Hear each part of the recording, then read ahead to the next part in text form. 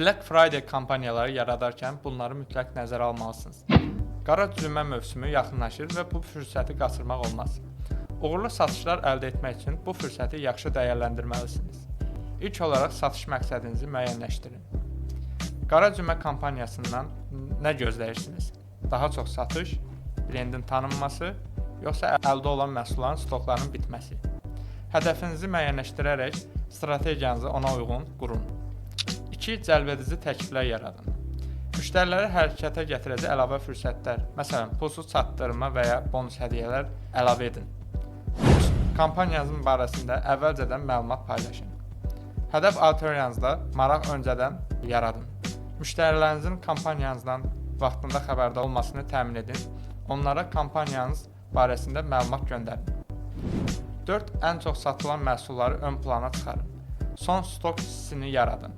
Məsələn, yalnız 10 ədəd qalıb kimi ifadələrlə müştəriləri satışa sövq edin. 5. Reklam strategiyanızı təkmilləşdirin.